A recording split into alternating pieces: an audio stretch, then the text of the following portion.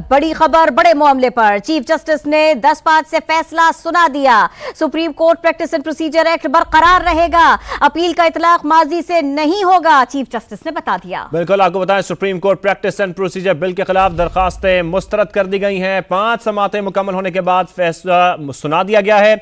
Chief justice ने 10-5 से फैसला सुनाया है। Supreme court practice and procedure act बरकरार रहेगा, यह फैसला सुना दिया गया है।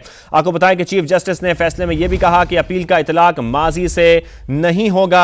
तो आपको बताएं एक बड़ा केस, एक बड़ा मामला जिसका फैसला अब सुना दिया गया है। 5 समातें इसकी हुई, 5 समातें मुकम्मल होने के बाद इसका फैसला महफूज किया गया।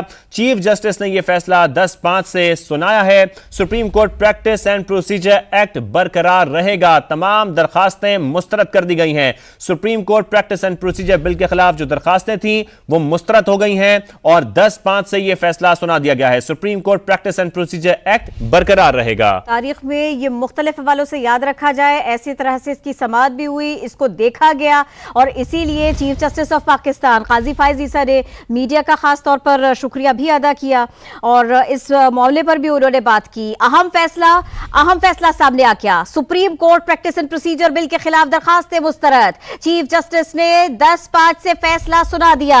उन्होंने इस फैसले के बारे में जब बताया, उन्होंने जजेस के नाम भी मेंशन किए, बेंच के बारे में भी बताया और साथ में ये 10-5 से फैसला सुनाया गया, ये भी बताया supreme court practice and procedure act बरकरार रहेगा। ये बड़ा मामला है, supreme court practice and procedure bill का मामला, इसी का ये केस था। इसके खिलाफ दरखास्तें मुस्तरद। चीफ जस्टिस ने 10-5 से फैसला सुना दिया। पहले फैसला महफूज किया गया और ये कहा गया था कि 5:30 बजे सुनाया जाएगा, अब ये फैसला सुना दिया गया है। अपने नाज़रीन को यहां पर बताएं कि सुप्रीम कोर्ट ऑफ पाकिस्तान में प्रैक्टिस एंड प्रोसीजर एक्ट के खिलाफ दरखास्तों पर यह समातें हुई। चीफ जस्टिस पाकिस्तान काजी फायज ईसा की सरबराही में फुल कोर्ट ने यह समातें की और अब इसका यह फैसला सामने आ चुका है। चीफ जस्टिस ने 10-5 से यह फैसला सुना दिया गया है। Supreme court practice and procedure bill के खिलाफ दरखास्तें मुस्तरद हो गई हैं। Supreme court practice and procedure act बरकरार रहेगा। साथ में चीफ जस्टिस ने यह रिमार्क दिए कि अपील का इतलाक माजी से नहीं होगा। सुप्रीम कोर्ट ने कानून साजी को दुरुस्त करार दे दिया है।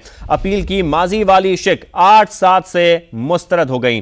तो आपको बताएं अपील का इतलाक माजी से नहीं होगा। चीफ जस्टिस ने यह रिमार्क्स भी दिए हैं। इस पर मजीद तफसीलन बात करेंगे। सुहेल रशीद हमारे साथ मौजूद हैं।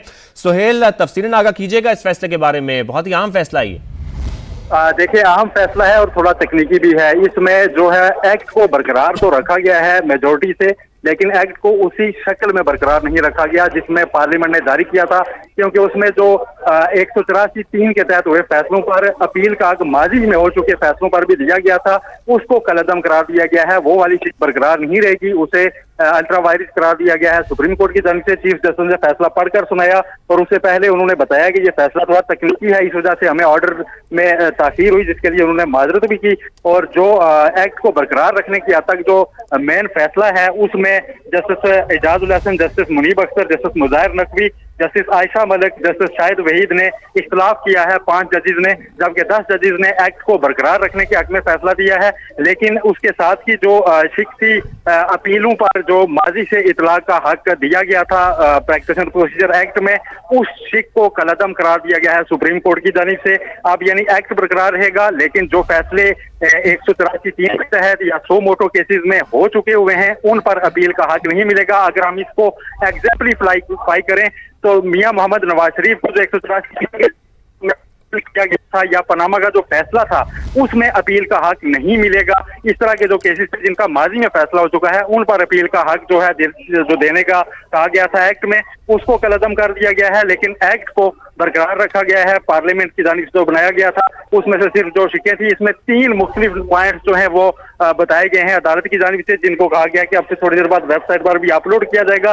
तीनों मुख्तलिफ नुकात के ऊपर जजेस की जो डिवीजन थी वो मुख्तलिफ रही है। जो मेन फैसला था उसमें 10-5 रहा है, इसके अलावा 8-7 से बाकी नुकात जो है वो डिसाइड हुए और एक नुक्ते पे 9-5 की डिवीजन जो है वो बेंच के दरमियान पाई गई है। तफसीली जो तहरीरी आर्डर है आज का उसको थोड़ी देर बाद ठीक है। सुहेल रशीद, आपसे हम अपडेट लेते रहेंगे।